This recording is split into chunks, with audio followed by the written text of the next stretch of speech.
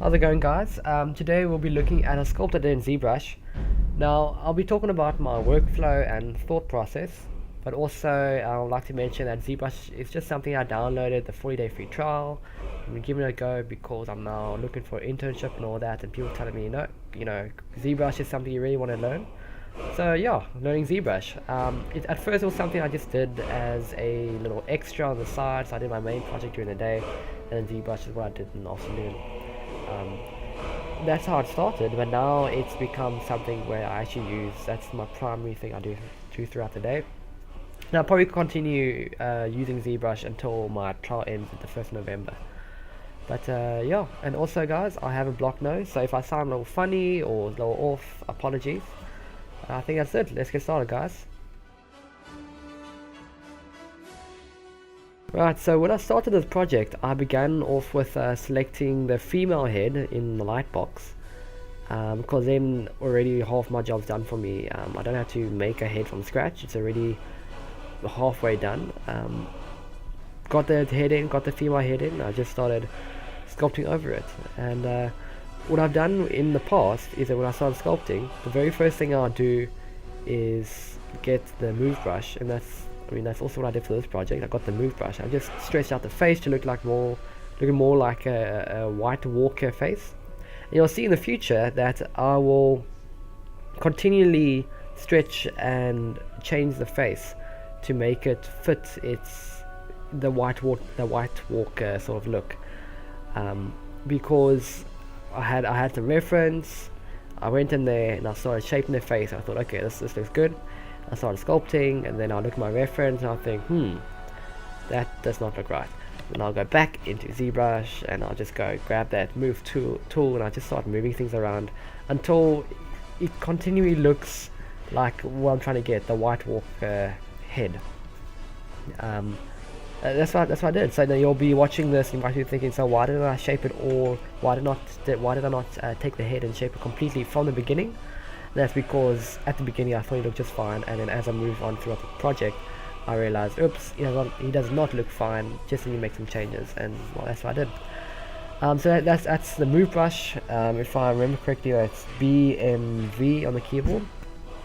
And I started shaping out the face, and then after that, I grabbed the clay build up, or actually no, I think it was the clay tubes brush, and I started busy painting it, sculpting in the main features of the face.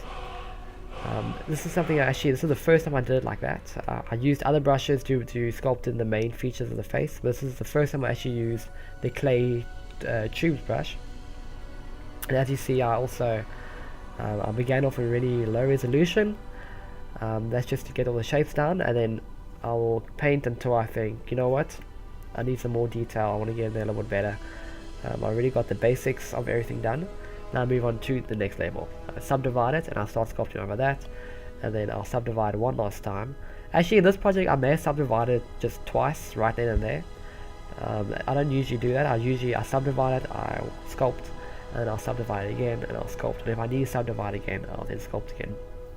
And that's how I began off this whole head. And the whole time is just supposed to be looking at the reference. And what I had actually for a reference was another video where a guy he sculpted the White Walker. He did a really great job. I thought, wow, I want to make something that looked great.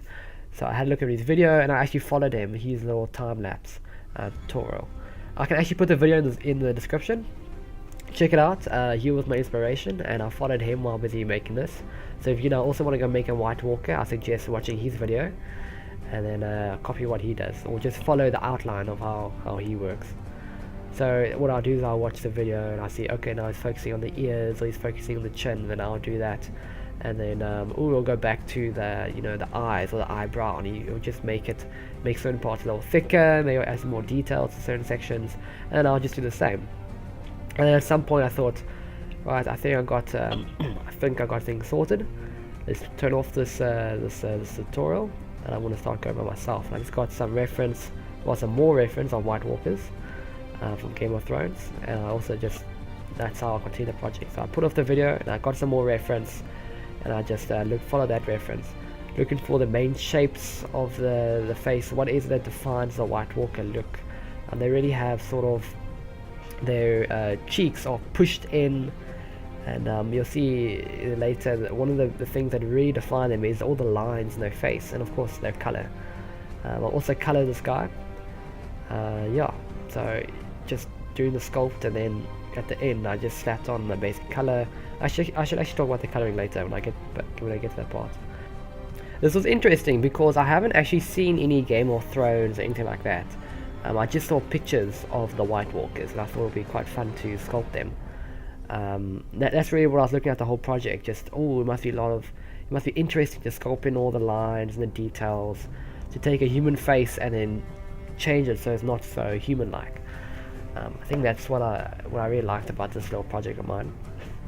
I did most of the sculpting in day 1, and then day 2 was mainly the painting, and I think I did some little tweaks in day 3. So pretty much it wasn't a 4-day project, it was pretty much a 2-day project with a lot of stuff on day 3. And I'm busy painting. I just grab the toothbrush and I paint over it, and then I'll then smooth it down. Sometimes I won't smooth it down because I still want to see the details of certain sections of his face. Because the moment you smooth something down, it's smooth. You don't see so many sharp. You don't see it so sharp. You don't see it so defined. So I just leave things to smooth and much later on in the process. And it really helps to have eyeballs to sculpt your eyes around, so that you got the eyeball, you got the skin that's going to just slap over the eyeball. You can properly sculpt it like it really should be if you actually have the eyeball. Don't guess and pretend that there's you got an eye socket. I'm just going to pretend it's the eyeball inside there and sculpt like the material around the eye. No, actually put an eye, like a physical eye, in the dude's eye socket and then sculpt around it, and that helps. Also, the whole time is really just sculpting and then looking at reference, sculpting and then looking at reference, and just keep on doing that, and then take breaks, because you can really get into this. You can really just put on some headphones, play some music, and start. And you can get lost in this sometimes. And it's really just it's really great, but you need to go take a break. You can come back, and you're gonna be like, wow, I did not know that his nose looked like that. Go in, change his nose, and yeah. And at one point I thought that the head looked wrong, so I just grabbed the move brush and I moved down certain sections of the head, and I just smoothed it all over so it can be nice and level-ish. It's not 100% level. I want it to be a little bumpy.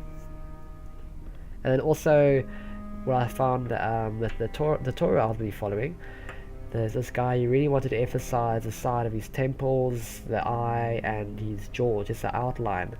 It goes all the way from the eyebrow, the temples, the jaw, and to his cheeks, and then back to the eye. Just that rim of the rim of his face, the face structure.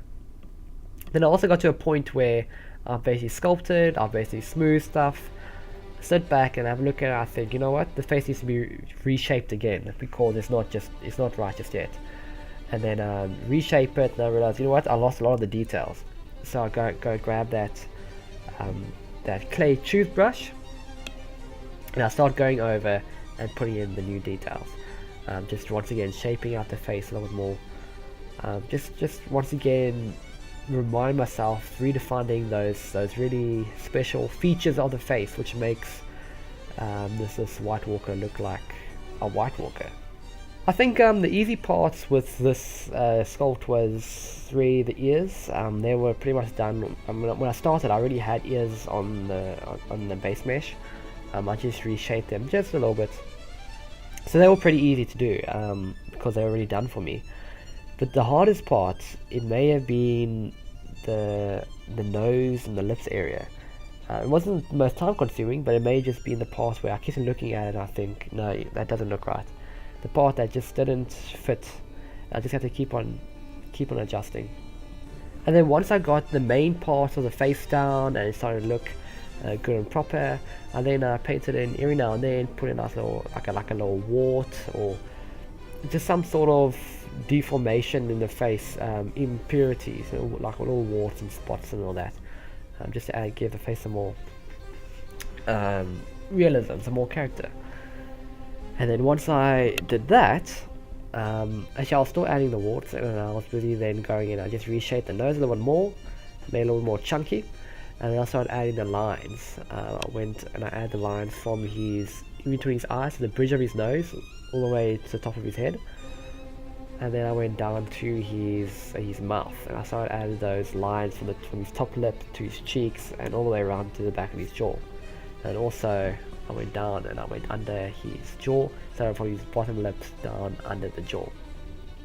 And I think the lines, that it was time consuming, but it was actually, I quite liked it, just painting in all these lines. You know, I'll grab brush and I'll just make this big extrusion to make the lines, and then I'll press Alt on the keyboard and I'll just make that indentation to emphasize the line even more. And then I'll come back later and think, you know what, that's a little bit too, sticks out a little bit too much, or actually no, I can barely see the line anymore, so I either extrude it out more, or then I'll just go and press hold and Alt, and I'll just make this big indentation along the line to just emphasize this crevice in his skin. Now also, when you're busy painting these lines, you need to think, how does it affect the geometry or the anatomy around where the lines are connecting? For instance, you got the lines connecting from the top lip to his nose, but now you got to think, now if they connected to his lip, your lip's not going to be smooth like our lips. They're going to be bumpy, because now you have these lines all over your lips, because they originate from the mouth and they spread outwards. So you're not going to be soft lips like the normal humans have, except it's going to be, the lips are actually going to be bumpy. And then you got to think about how might that affect the nose. Yeah, okay, certain parts of the nose can be a little bit more bumpy, because that's where the lines connect to it. And I think the cheeks were pretty much, they already had these sort of indentations in them, and I could just draw lines straight in and it looked fine. I didn't need to do anything special there. And also there at the bridge of the nose, right there, if you draw a line in between your eyes, it just got that little spot there. So from his nose and going up to his brow, those lines also there, they just affected that little section. Yeah. So another thing was the hair. I didn't actually add hair to this White Walker. Now I see in the reference that I've been looking at, there is a lot of, you know, just about every White Walker picture I had, that the guy had hair. It was like very long, stringy hair. And I tried to make hair myself in ZBrush, but that did not turn out. It wasn't nice at all. So I thought, just leave it, because if I were to keep the hair in, it would not look too great. So leaving the hair out actually didn't add something to my model, but I'm happy it didn't take something away from it. It didn't look messy, it didn't bring down the quality of the overall sculpt. And then once you're done with your main details, just be a little bit creative. Think, okay, I'm going to make some smaller lines, I'm going to add some more warts and whatever, maybe some random scratches on his face and his nose or whatever. Just be creative and just have some fun, be painting everywhere. Try things, maybe, I don't know, just add whatever, maybe like painting a shape somewhere, like a star in his cheek, I don't know. Just be creative, have some fun, sit back and just start sculpting in some little fun details. And then at some points I just put the mirror off, because I wanted the lines in the face to look organic, not like it's been mirrored across. I thought that also made the model look a little bit better. So I think at certain points of the model is that when I get to near the end, I think, okay, do I have too much detail in the front? Maybe I need to add some more detail to the back. How's it looking? Do I need to add some more randomness? Is there more lines? I add more lines. Do I add like some more scratches, some more sort of warts? What should I add? Is there anything I should take away? Maybe like his mouth is so detailed, it's stealing the focus, and I forgot that his eyes are actually just not detailed at all.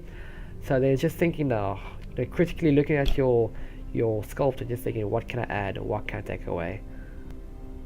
Right, so now let's talk about the painting.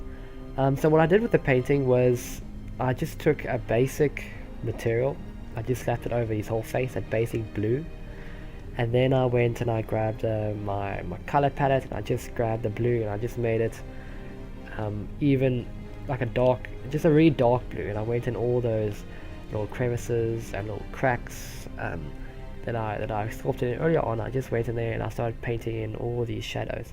And I really decided that I want the light to be coming from the left side of his face, sort of level with his eyes on the left side of his, well actually no, it's his right side of the face. And that's where I wanted the light to be, so I just painted it in where the shading will be, and then on the left side of all these cracks and crevices, and they'll be really dark. And every now and then, while I'm busy painting in this color, I'll also be changing the, what should I say, I'll be changing the hue a little bit more. So although I'm using a dark color, sometimes it'll be a dark green or a dark blue, maybe a dark blue, maybe it'll be a darkish yellow. So yes, I'm painting in all this shading and colors and all that, but I don't use one flat color all the time. I try to vary it. I try to make it, you know, different shades of that one color. So I like to start with the really dark bits of the face, and then in the future I'll then grab the highlights. So I'll grab my base color, just make it a little bit lighter, and then I'll start to do all the highlights on the face. Also, I see that when I was painting, I had the base color down, and I just wanted to add variations in that base color. So it's like just a blue, and I'll make a sort of greenish blue or a yellowish blue, and also just add that variation in the face. And I'll grab the shading. I'll go back to the darkish color. I'll make my brush nice and large. I'll make sure that, okay, so the light is on the right side of the face, so I want to shade in nice and decently the left side of his face. So I've already done in some of the details. Now I just want to do the big fat blots of shading. And now for this whole painting and shading section of this project, you just need to think about, okay, so the light's coming from there, which means shadows on this side is going to be darker, and under certain sections it's going to be even darker. How does it look? You need to now try to imagine what's it going to be like in real life. Reference also, of course, helps a lot with this. Just look at the reference, see how the shadows and color plays in the face. And similarly to the actual sculpting, when you're busy painting, you want to not just focus on one section of the face, you want to go all over the place. So look at his eyes, the side of his temple, and the top of his head, and the left side of his chin, and then go back to the highlights, and then go back to the right side of his temple, the right side of his chin, the right side of his nose. Just go to all those features of the face, and it's sort of paint it as a whole. Don't just paint, don't just get focused in one little section of the face. Focus on the whole sculpt, the whole face as a whole. Just don't go and get too focused in one little piece of it. You need to keep in mind, am I focusing too much on, let's say, the cheeks? Maybe I should really be going back to the chin, and oh, it's been a while since I updated that eye. Just go around and just focus on the whole face the whole time. And then at certain times of this project, I'll think, okay, you know what, everything that I wanted to do is done. Step back, have a look at it, maybe take a break, come back, and you know what, I think I can change one or two things. Step back, take a break, come back, and then keep making changes. So it was just really that point where I thought I've done everything that I wanted to do. I just need to take some breaks and step back, and then come back to my work and just make those little tweaks. Right, so that's all from me, guys. Thank you for watching. I hope this was helpful. If you find any little bits of nuggets of information that helped you and you found interesting, please give this video a like. I said, guys, all from me for today. Over and out, guys. Cheers.